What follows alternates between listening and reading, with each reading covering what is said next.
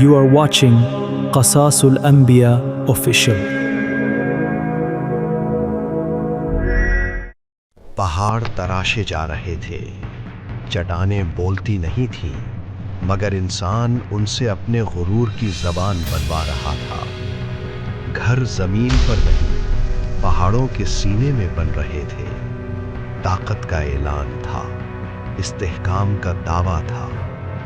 وہ سمجھتے تھے کہ اب کوئی انہیں ہلا نہیں سکتا، نہ زمانہ، نہ قدرت، نہ عذاب۔ پتھر مضبوط تھے، دل سخت تر۔ یہ قوم سمود تھی۔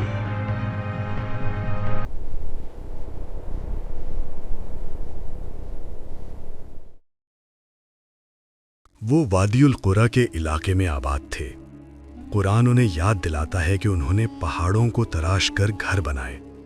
سورۃ الاعراف میں فرمایا گیا وَتَنْحِتُونَ الْجِبَالَ بُيُوتًا فَارِحِينَ، تم پہاڑوں کو تراش کر فخر کے ساتھ گھر بناتے ہو۔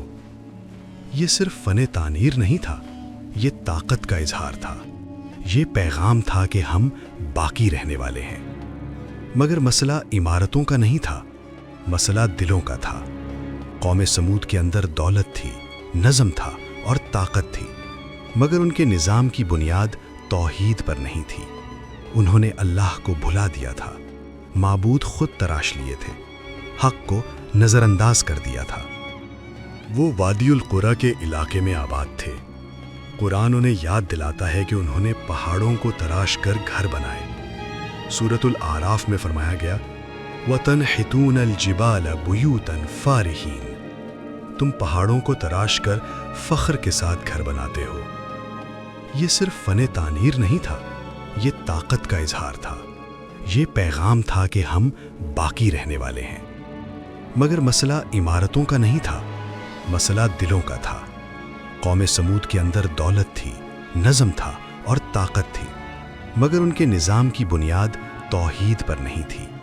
انہوں نے اللہ کو بھلا دیا تھا، معبود خود تراش لیے تھے، حق کو نظر انداز کر دیا تھا۔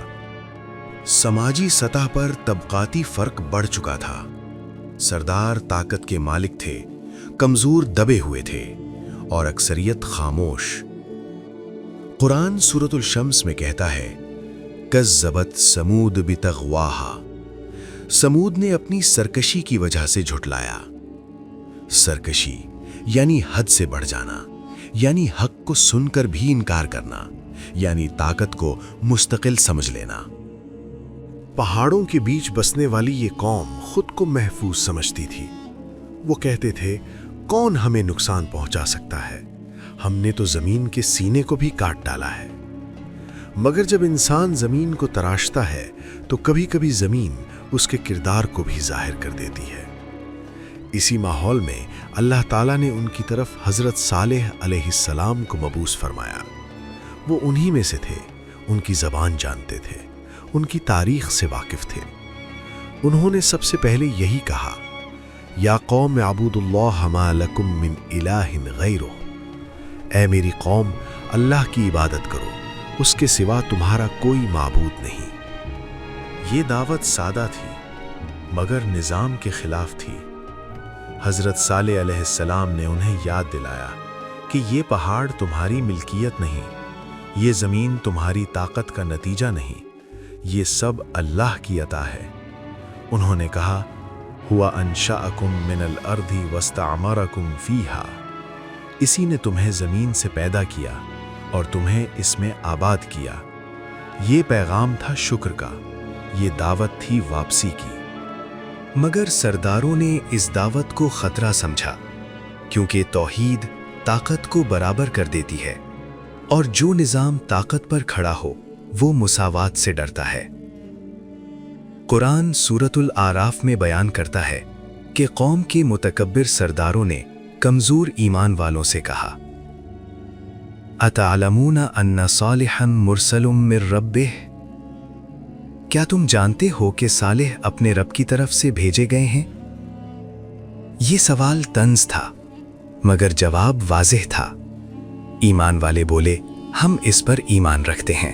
یہیں سے صف بندی شروع ہوئی۔ حق اور باطل کے درمیان لکیر کھنچ گئی۔ حضرت صالح علیہ السلام نے دلیل دی، صبر کیا، تنبیہ کی، مگر قوم نے مطالبہ کیا، اگر تم سچے ہو تو کوئی نشانی لے آؤ۔ یہ وہ لمحہ تھا جہاں تاریخ رک جاتی ہے، سانس تھم جاتی ہے۔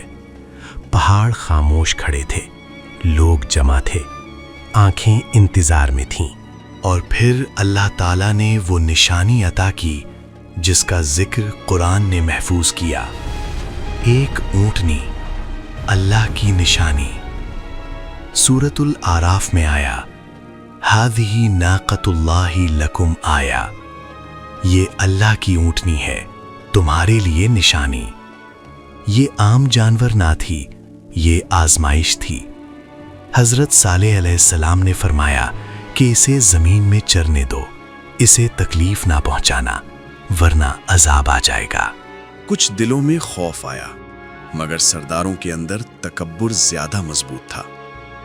انہوں نے کہا، کیا ہم اپنے نظام کو ایک جانور کے لیے بدل دیں؟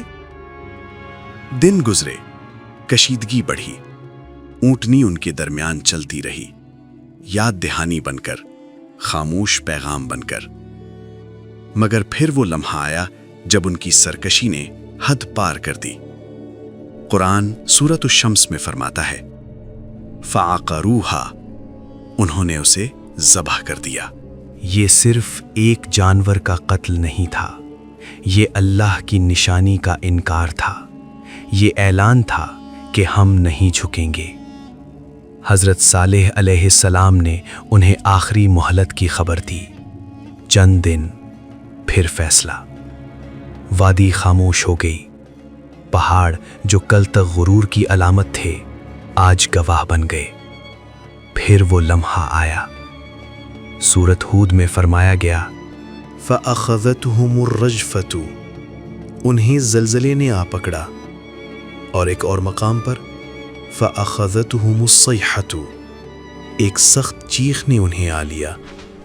زمین ہلی، فضا گونجی، اور وہ قوم جو پہاڑوں میں گھر بناتی تھی اپنی ہی گھروں میں بے جان پڑی رہ گئی۔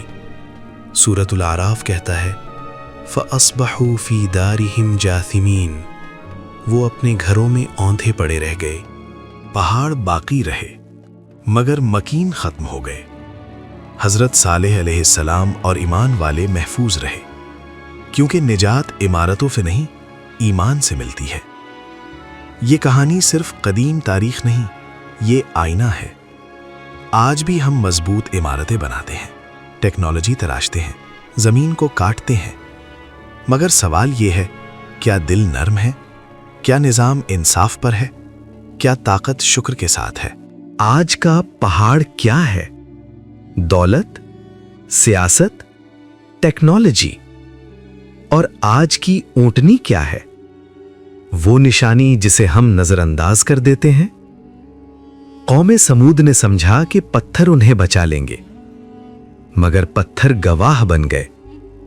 اصل حفاظت ایمان ہے، اصل طاقت اطاعت ہے۔ جب دل سخت ہو جائیں تو عمارتیں فائدہ نہیں دیتی، اور جب دل جھک جائیں تو زمین بھی رحمت بن جاتی ہے۔ یہ واقعہ ہمیں یاد دلاتا ہے، طاقت عارضی ہے، نظام بدل سکتے ہیں، پہاڑ بھی ہل سکتے ہیں، مگر اللہ کا قانون نہیں بدلتا۔ اگر یہ واقعہ آپ کے دل کو چھو گیا ہو، اگر اس نے آپ کو سوچنے پر مجبور کیا ہو، تو اسے آگے بڑھائیں، ویڈیو کو لائک کریں، چینل کو سبسکرائب کریں اور کمنٹس میں لکھیں، اللہ ہی سچا رب ہے، کیونکہ جو یہ سمجھ گیا وہی کامیاب ہوا۔ You are watching قصاص الأنبياء official.